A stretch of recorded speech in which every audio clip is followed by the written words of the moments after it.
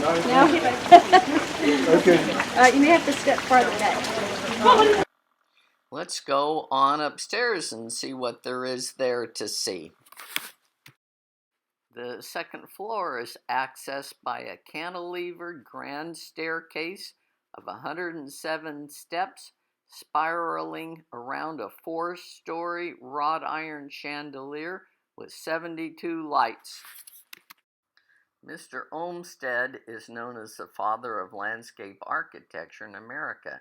He was the architect for New York Central Park, and I just discovered he was responsible for designing the grounds of Stanford University. The Biltmore estate was Mr. Olmsted's last project. Interestingly, George Vanderbilt's father had given Olmsted his first landscaping job in 1848. This is a family portrait of the current owners. William Amherst Vanderbilt Cecil was a great-grandson of George Vanderbilt. He and his wife both died in 2017, and now his son Bill is president and CEO of the Biltmore Company. The oak sitting room served as a central part of the family apartment. It was treated as a private living room for the couple and their daughter from 1895 to 1914. A 15-year renovation project of this area was completed in 2013. Here we can see part of the floor plan for the second floor. The very wealthy usually had separate bedrooms. An abundance of living space with no designated need or use was seen as a status symbol. On one side, we have George Vanderbilt's elaborate masculine bedroom, and on the other side, we have his wife Edith's bedroom. Her bedroom is decorated in the Louis XV style from France around 1700. Became very popular with affluent Americans in the 1800s.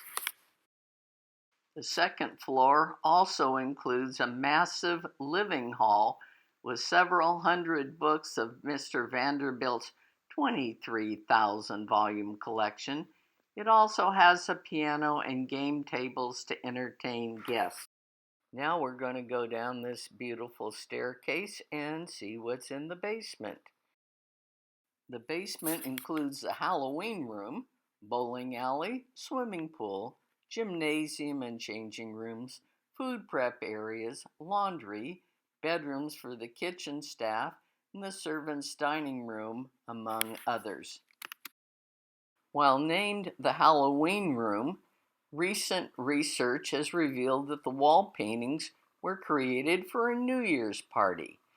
Evidently, an avant-garde Russian cabaret and theatrical troupe toured America in the 1920s.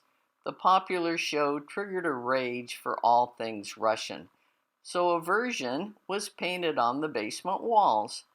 Most of the murals were drawn directly from illustrations in the show's program.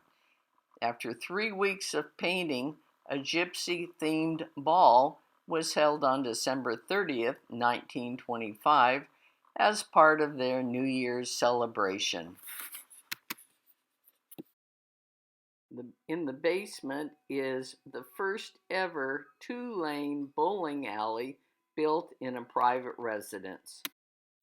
Next to the bowling alley is a 70,000-gallon indoor swimming pool, complete with underwater electrical lighting, which was very rare at that time. Of course, there's the gym, has some basic equipment such as this rowing machine, but it was mainly an area for free exercise. On the wall, there's a row of Indian pins or clubs, which were used to build up the arms. There were also parallel bars, wooden dumbbells, and a rope ladder. Vanderbilts entertained lavishly. Because travel was so difficult, guests often stayed for several weeks at a time. There's 35 guest rooms, and they were often filled. Edith Wharton wrote about attending a Christmas party there with 350 guests. Obviously, they needed a large kitchen. The kitchen can be compared to that of a large hotel. Most of the cooking took place in the spacious main kitchen. The kitchens were stocked with the latest culinary equipment. They even had walk-in coolers at the end of the 19th century, when most people still had ice boxes. The refrigerators used ammonia gas and could hold 500 pounds of meat and vegetables and 50 gallons of liquid at 40 degrees, which is the temperature of today's refrigerators. Additionally, there were several small refrigerators to keep various things cool until served. This is the rotisserie kitchen, where pheasants, duck, venison, and other animals brought back from shooting parties were smoked in an iron rotisserie oven.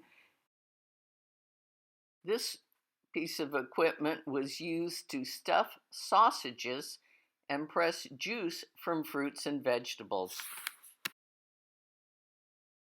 This antique coffee grinder still works and can be adjusted for various grind sizes.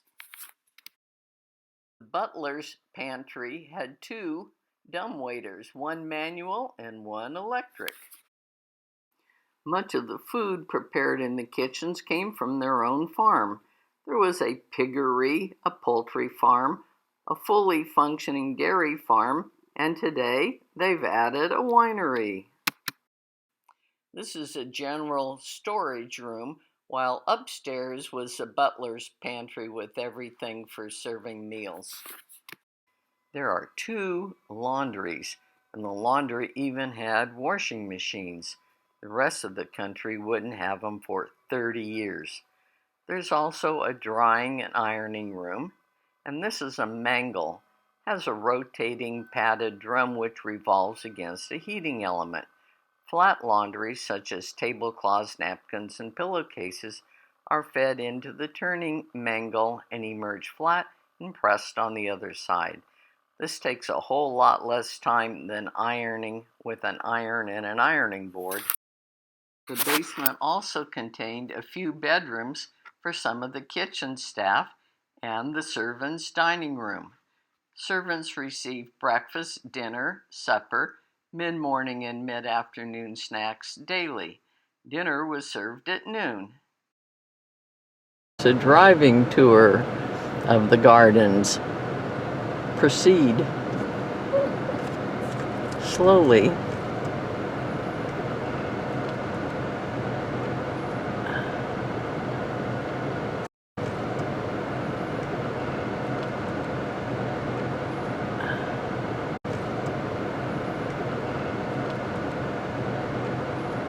We stop for pedestrians.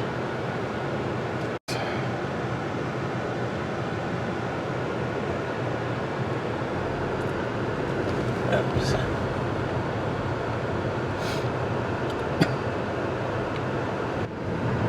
And over here on the left is the Conservatory. This is garden sales, and up there is the Conservatory.